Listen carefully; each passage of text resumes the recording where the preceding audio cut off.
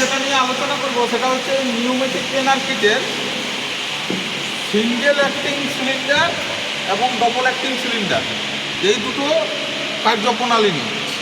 তো আপনারা দেখতে পাচ্ছেন এইটা হচ্ছে সিঙ্গেল অ্যাক্টিং সিলিন্ডার। তো আমরা বুঝবো কী করে কোনটা সিঙ্গেল অ্যাক্টিং সিলিন্ডার এবং কোনটা ডবল অ্যাক্টিং সিলিন্ডার, এটা বুঝবো কী করে? এইটা দেখুন সিঙ্গেল অ্যাক্টিং, এটা হচ্ছে ডবল অ্যাক্টিং।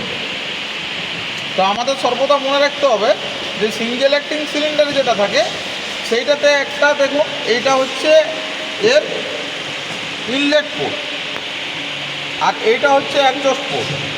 তো এটা দিয়ে যখন ফ্লুইড অর্থাৎ ফ্লুইড হিসাবে আমরা নিউমেটিক ট্রেনার কিটে বা নিউমেটিক সিস্টেমে সাধারণত এয়ার ব্যবহার করে থাকি, যখন এর মধ্যে দিয়ে এয়ার পাস করবে তখন এই পিস্টনটা সামনের দিকে বেরিয়ে আসবে এত দূর অবধি।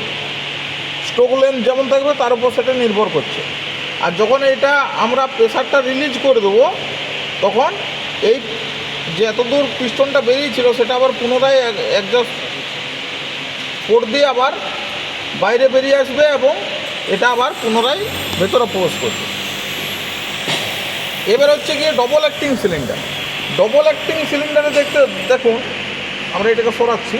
তো এই একটা পোর্ট এবং এই একটা পোর্ট, দুটো পোর্ট থাকে। দুটো পোর্টের মধ্যে যখন আমাদের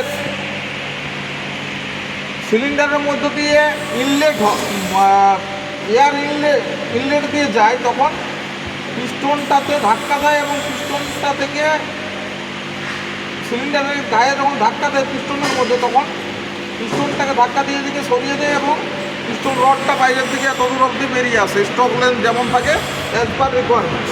আবার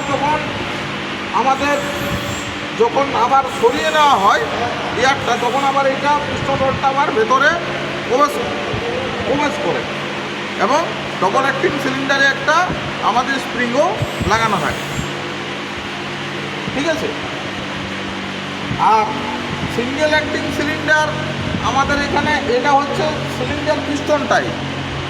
কিছু কিছু ক্ষেত্রে এটা ডায়াফ্রাম টাইপেরও দেখা যায়।